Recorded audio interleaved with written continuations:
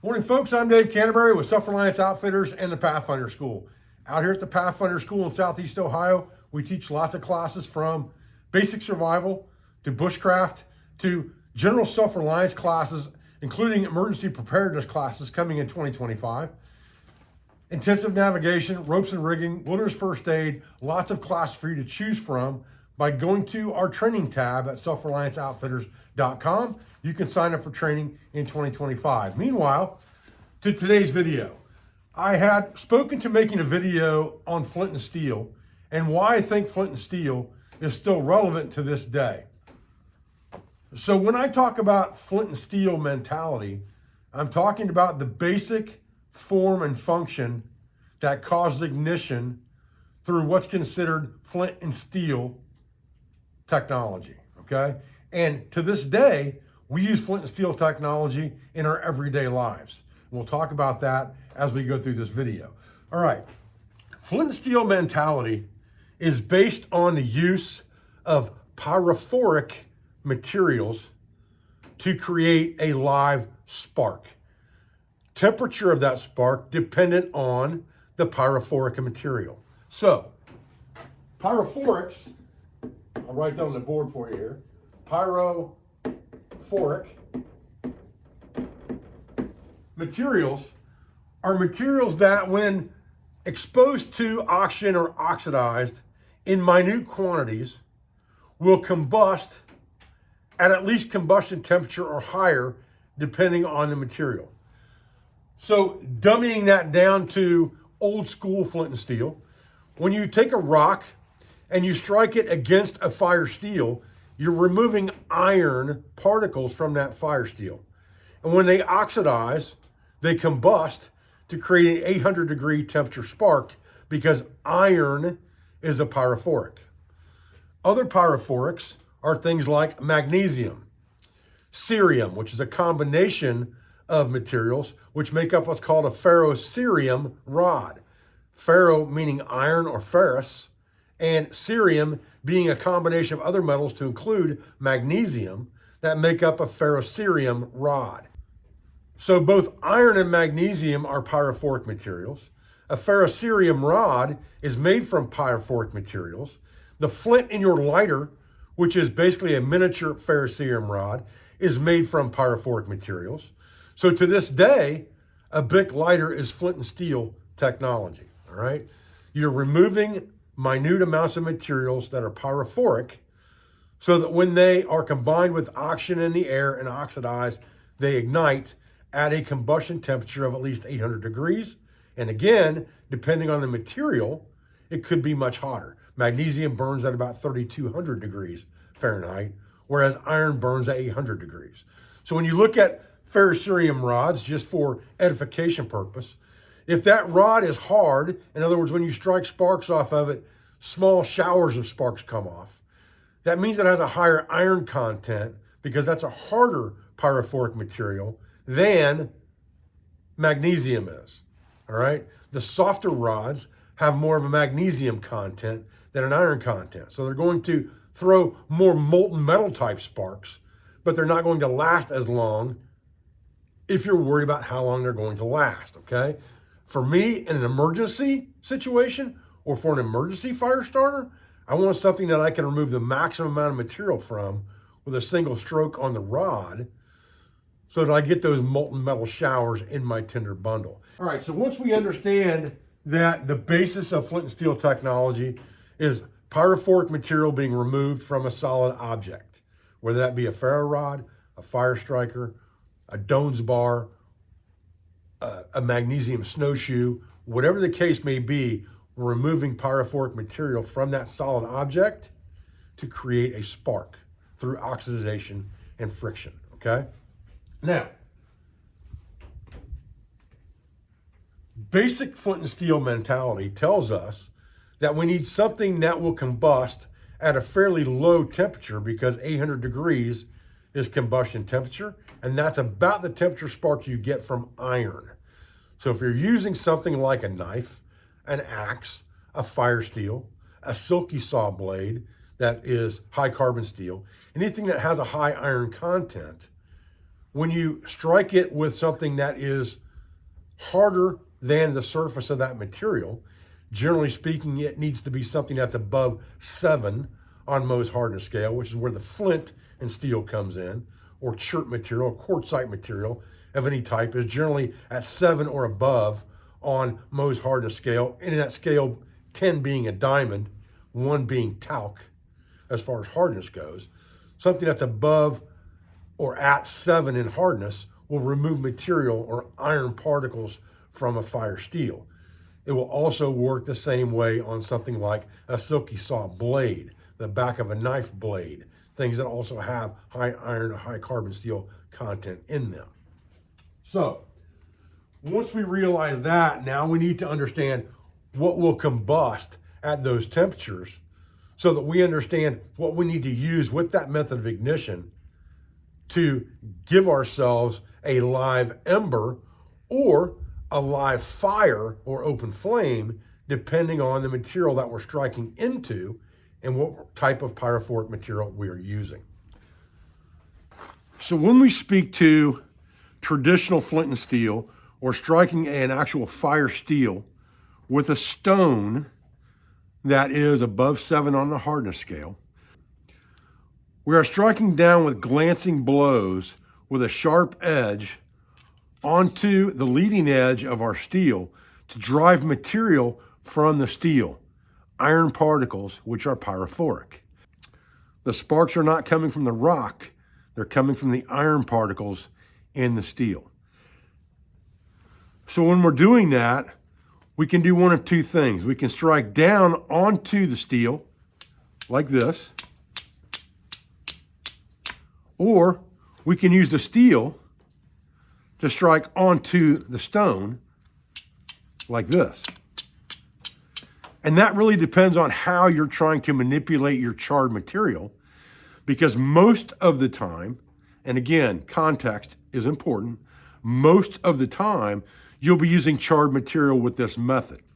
It's the most basic and rudimentary method of making flint and steel ignition, at least in the eastern woodlands, is to use charred material. There are other materials that will take a spark from flint and steel and ignite that material into a burning ember that do not have to be charred, but they're fairly rare in the eastern woodlands, very difficult to find, and not near as readily made as something like charred material. So if we have a charred material, now this could be a natural material from the landscape, and my favorite natural material to char is aspen punkwood, which is an aspen tree that is rotten, and the wood is starting to rot away, but it hasn't turned back to compost yet.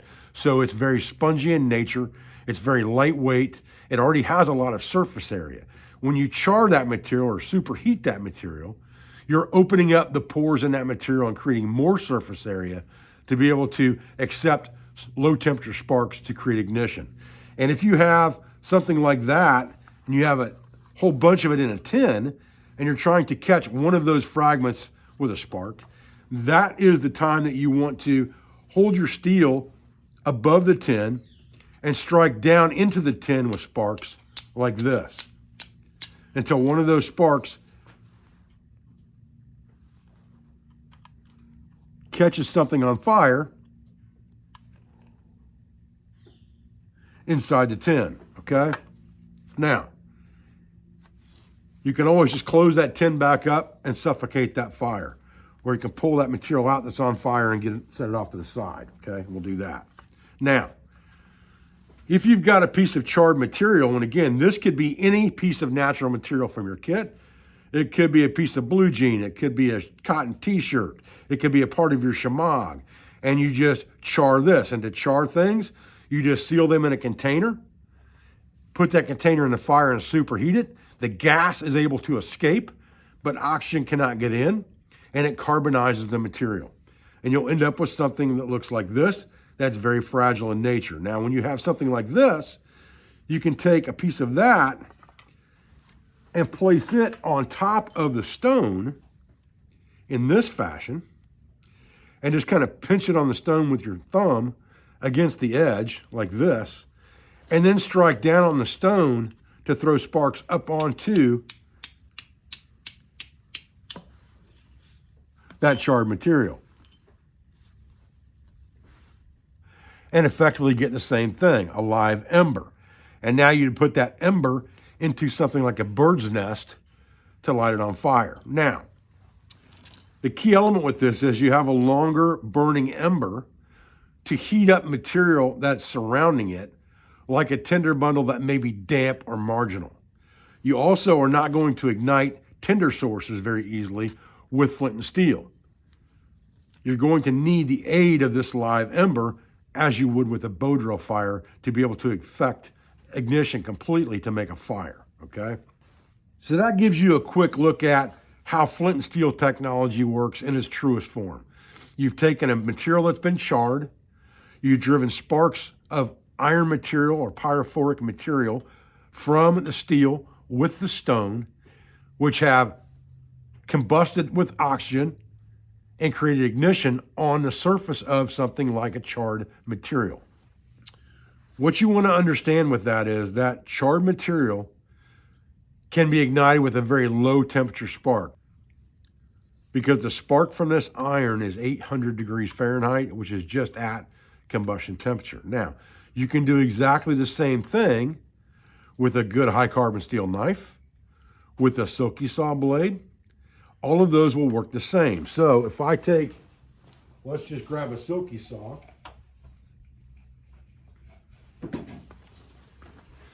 So if I have my silky saw in my kit, I really don't have to carry the steel, because I can get the same thing from the silky saw blade, the same sparks, okay? And I can do the same thing this direction,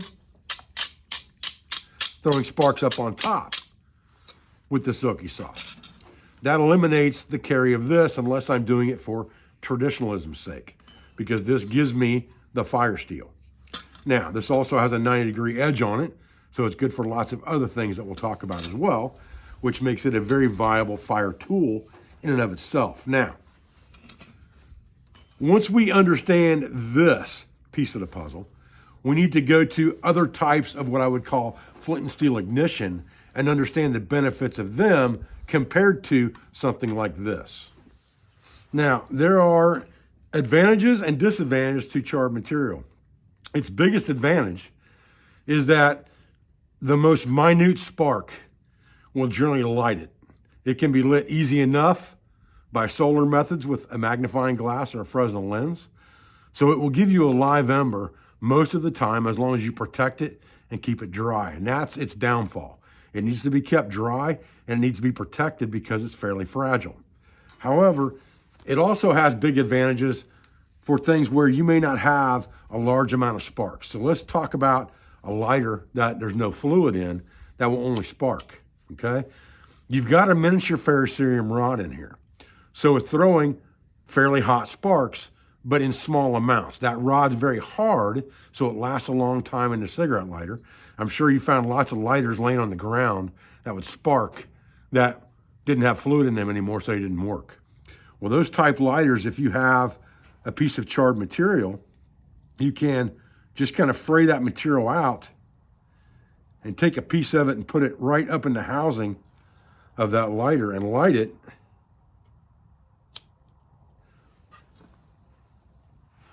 And you'll get a live ember instantaneously, even with a dead lighter, okay?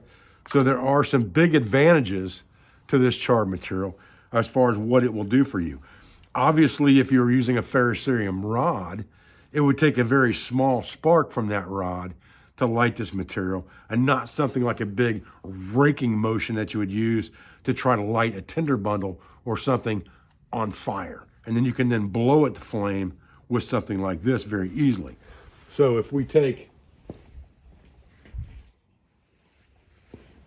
a small bundle of tinder like this, and we have this spent cigarette lighter, and we have made char, we've got char in our kit,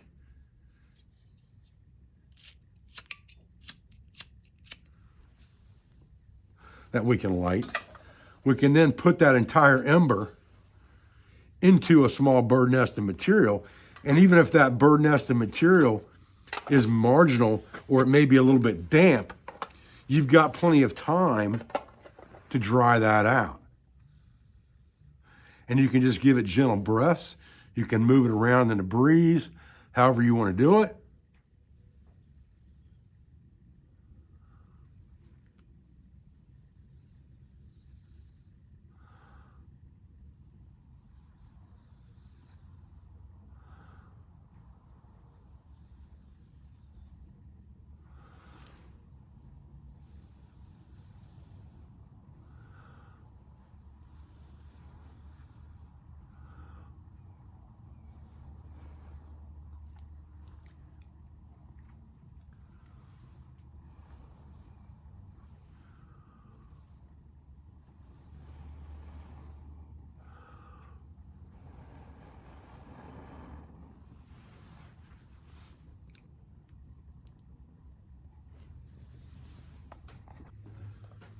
So once we understand basic flint and steel technology, we understand that anything that has pyrophoric materials in it can be used for combustion depending on how those materials are removed from the solid object.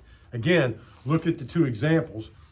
We shaved material from the striker itself with a hard stone. When you use a cigarette lighter that's got a miniature ferrocerium rod in it, you're using a striking wheel that basically has knurling on it that removes material from that rod and throws a shower of small sparks. The difference is the addition of the accelerant when it comes to a cigarette lighter. We'll talk more about accelerants in a few minutes because there are natural accelerants out there as well on the landscape you can use. The thing to understand as far as the viability goes is that charred material is going to be probably the easiest combustible material you can get that you can manufacture straight from the landscape in the eastern woodlands. Again, context is important because things like Amadou from birch polypore will take the ignition from flint and steel fairly easily with very little processing, or much less processing than having to char it. Some things like chaga will oftentimes take a spark from flint and steel without having to char it at all or do anything to it other than it being dry. There are also some polypores in eastern woodlands that will work with flint and steel technology. However, they don't work as well with straight iron as the pyrophoric. They need the addition of that magnesium, like a ferrocerium rod, to make them effective. And that's what I want to talk about with you next. So if we talk about a ferrocerium rod, we basically have a flint and steel kit in a rod, and all we need is something to remove that pyrophoric material. Now, because magnesium is softer than iron, it doesn't require something necessarily as hard. It just needs to be good and sharp. Now, you can use a stone to strike a ferro rod. I'll show you that. You can use a piece of glass to strike a ferro rod in an emergency. But any saw blade, especially a silky saw blade, and again, going back to that silky saw kind of being the one-man band when it comes to fire starting, it has lots and lots of versatility in my mind, and I almost always have one in my kit as a minimum. We've talked lots about that. You know, some type of an SAK in the pocket, a belt knife, and a folding saw of some type being a silky, whether it's a gomboy, a big boy, a pocket boy, doesn't really matter what it is. All those silky saws have good high carbon steel blades on them. They all have nice 90-degree spines on them, and they all work well with things like processing tinder and ferro rods. So what I want to talk to you next is kind of about ferro rods for use in flint and steel technology. Now, obviously, if the spark from a small ferrocerium rod, like a cigarette lighter rod, will light charred material, and it only takes a little minute spark to do that, then it would just take the flick of a ferrocerium rod to do the same thing. Whereas a steel that you're carrying with a flint and steel, which has a lower temperature spark to begin with, and won't ignite as many materials, you're going to have to strike that thing probably more than once to get that to happen. And then you kind of have a one and done. It's really only good for that purpose, where your silky saw or your knife or your axe or whatever implement you have that will throw sparks is multifunctional and already in your kit, allowing you to carry less and do more, okay? And for me, the silky saw is the ticket to that. Now, let's talk about ferrocerium rods for a minute, because I want you to understand how ferrocerium rods come into play when it comes to ignition of materials off the landscape that don't need to be charred, but are not necessarily going to give you open flame. And then we'll also talk about open flame and accelerants. Okay, so this is a piece of crack cap polypore or horsehoof fungus. It grows in eastern woodlands fairly readily on dead hardwoods, especially things like locust, okay? And you can see that it kind of looks like a horse's hoof, which is why they call it horsehoof fungus. It doesn't have a heavy amadou layer in it like other polypores do. However, you can process this down to get more surface area very easily with a saw. And so there again, that silky saw is coming into play. And all I have to do is kind of saw into this with my saw to create a dust, okay? So a piece like this is gonna last a long time, and a piece like this isn't gonna be fragile like charred material may be, okay? And you can see, it didn't take very many strokes to get a huge amount of this stuff. And then I can just scrape it into a pile, just like this, to create my ember. Now, I will tell you, I have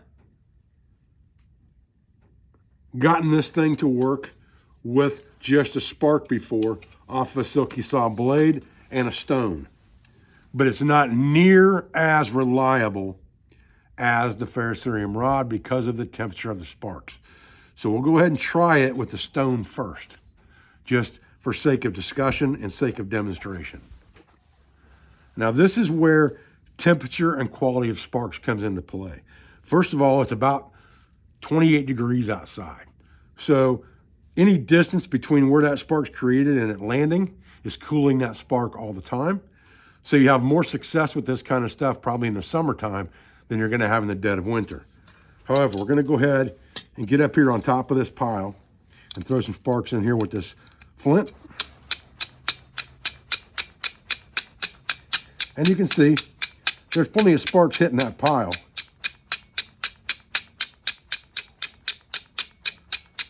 But I could be here for 25 minutes and not get what I want.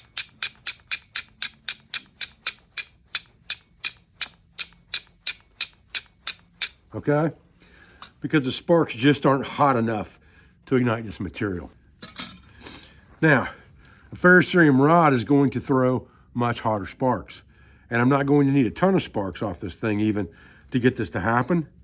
So I can just kind of lay this up on the pile and scrape down, get a few sparks in the pile, and I'm going to get ignition.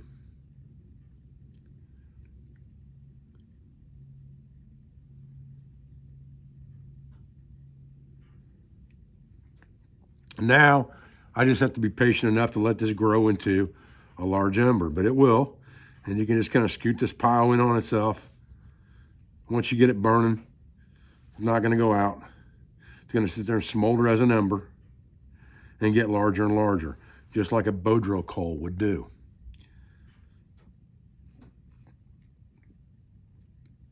Understanding that portion of it, understanding that the pyrophoric material temperature is what's going to dictate what you can and can't do.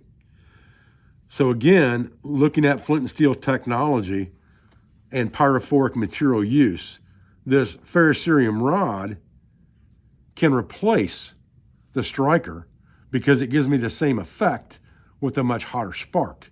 But at the same time, I don't need a ton of sparks off of this to make it work for charred material, to make it work for this crack cap polypore and other things like that. It doesn't take a huge amount of sparks to make that happen.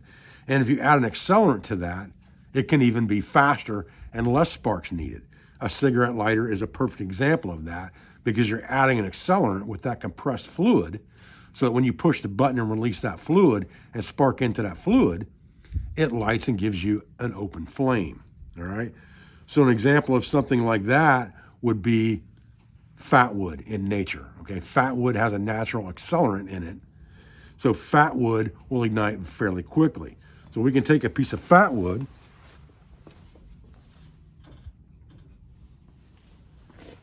This is a pretty decent piece of fat wood right here.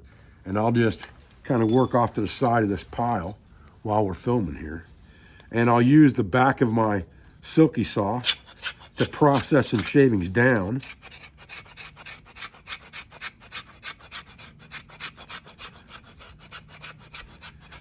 And not all fat wood's created equal. If that stuff's nice and sticky and you can smell the pine resin in it when you're doing this, you've got a good piece. Just get yourself a small pile of shavings there, just like that. Nice and sticky. That's the way we like them. And you can see there's not a ton of stuff there, but there's enough to give me open flame. The longer flame I need to ignite the tinder source that I'm using, the bigger pile of fat wood I'm going to make, right? And then again, I just need a fairly small amount of sparks probably because of the natural accelerant in this fat wood. Boom. That was pretty much one good strike down and we have open flame, okay? And you can see this ember is still sitting here growing and getting bigger. And I'm just kind of piling it up on there and letting it grow. And if I were going to put this into a tinder bundle, it would be no different than something from a bow drill fire, where I would kind of scrape this thing up onto my blade just like this and drop that whole burning ember into my tinder bundle, all right? You can see all of that's going to create ember. All of that is fuel. So this crack cop polypore is a very, very good option, but you're going to need the heat from at least a magnesium pyrophoric to be able to get that to burn well. Now, a magnifying glass will light this just as easy for solar ignition, but we're talking about flint and steel technology right now, or the use of pyrophorics. Okay, so we talked about this spent lighter, and we used this spent lighter to light charred material. And remember, you've got a miniature ferrocerium rod in here. If we add a highly combustible material with an accelerant, okay, and this will not work necessarily with fat wood because the accelerant value isn't as high as something like the fluid that's used in this mini inferno. And we open this mini inferno up and expose the fibers inside and expose the accelerant at the same time, many times we can just light that with the same spent lighter and give us, again, open flame, okay?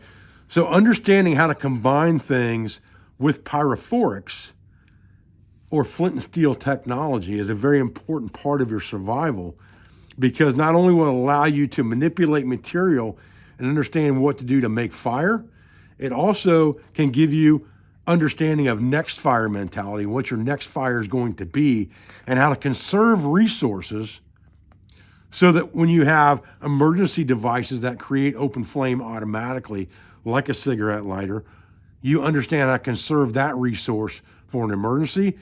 So you understand how to use things that are not as expendable, like a ferrocerium rod or a flint and steel set or the back of your knife or axe or saw, to be able to create ignition for the next fire mentality in any situation.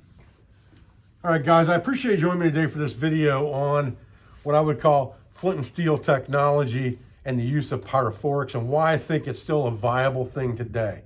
And I think it's still viable because understanding pyrophorics, the different types of materials and what they will ignite and how to manipulate them, gives you a leg up when it comes to fire starting, whether it's an emergency or whether it's every day, because you may not always have optimum materials or optimum ignition sources to make a fire. And if you understand how to critically think and manipulate multiple materials to get the same end result, then you have a leg up and you have a better skill set when it comes to being a woodsman, when it comes to surviving an emergency, or when it comes to just taking care of your family on the trail. So I appreciate your views. I appreciate your support. I thank you for everything you do for our school, for our family, for our business, for all of our sponsors, instructors, affiliates, and friends.